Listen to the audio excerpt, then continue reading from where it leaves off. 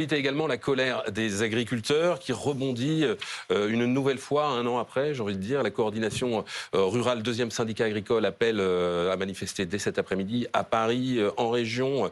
Ce qu'on veut, ce sont des mesures qui nous permettent de continuer à travailler sans que ça nous coûte plus cher, dit la présidente du syndicat. Est-ce que vous êest d'accord avec cette colère? Est-ce que vous comprenez cette colère? Est-ce que vous êtes d'accord avec cette revendication? La colère agricole, elle a quelque chose de tout à fait compréhensible, puisque si on regarde les chiffres, ils sont très inquiétants. Il y a une trentaine de fermes qui ferment, enfin d'exploitations agricoles qui ferment chaque jour.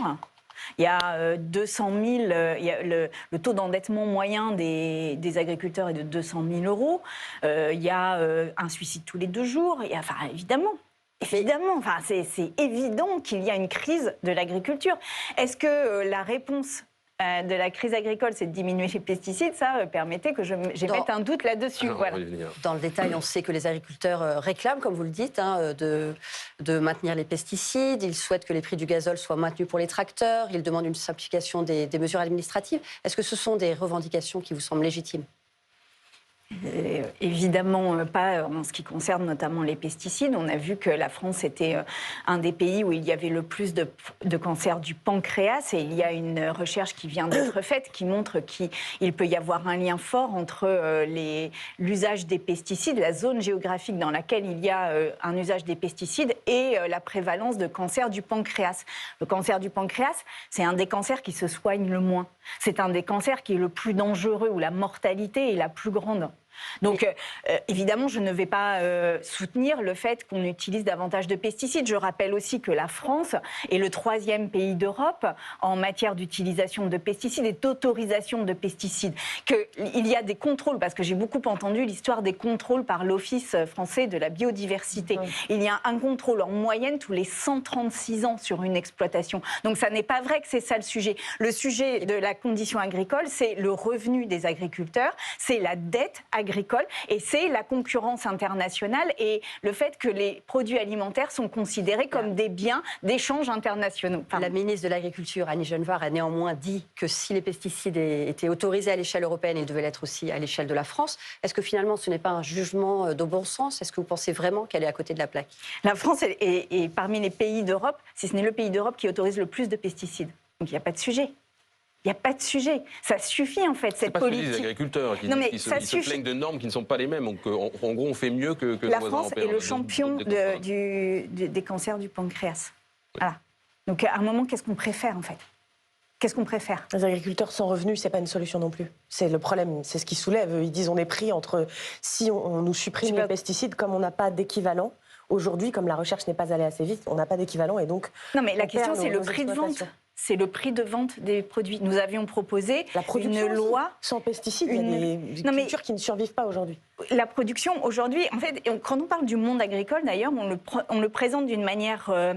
monolithique, alors qu'en fait, il y a des situations qui sont très différentes. Entre les grands céréaliers, souvent défendus par la FNSEA, dont le seul but est d'exporter le plus possible leurs céréales, et donc d'avoir le moins de contraintes écologiques possibles pour être alignés avec les pays d'Amérique du Sud, avec les plus grands producteurs mondiaux de céréales, et les petits viticulteurs ou les petits éleveurs qui, eux, ont des problématiques qui sont tout à fait différentes. C'est deux mondes vraiment séparés.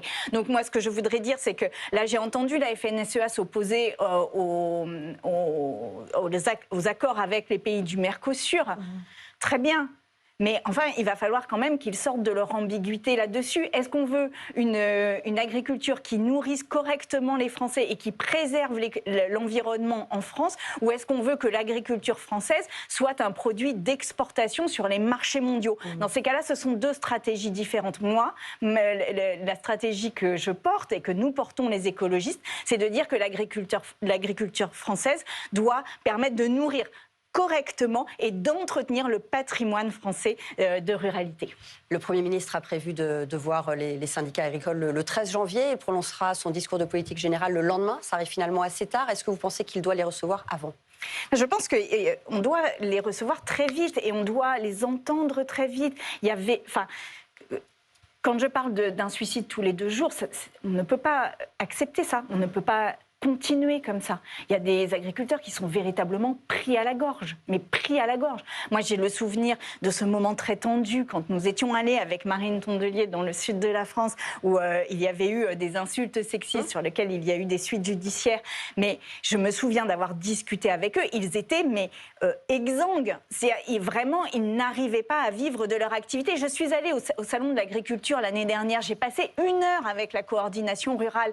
Ce qu'ils me décrivaient, ce qu'ils m'ont dit de leur situation était une situation de survie, pas de vie. Ça, oui, c'est une priorité politique, mais pas au détriment de la nature et de la santé, pas au détriment de la biodiversité. On sait aussi qu'il y a des élections qui vont avoir lieu parmi les syndicats agricoles ce mois-ci. Cela peut pousser certains syndicats à faire de la surenchère sociale. Est-ce que vous pensez que cette colère agricole est aussi en partie instrumentalisée ? Ah non, je ne dirais pas ça, surtout que vraiment là, quand je rappelle les chiffres, c'est pas possible. On peut pas se satisfaire du fait qu'il y ait 35 exploitations agricoles qui ferment par jour. On peut pas. On ne peut pas continuer comme ça. Mais par contre, on ne peut pas non plus continuer dans une concentration. On ne peut pas continuer dans un productivisme de l'agriculture. On ne peut pas continuer à faire de notre alimentation un produit de spéculation sur les marchés internationaux. C'est trop dangereux, en fait, pour notre avenir et pour notre planète. Alors, la crise agricole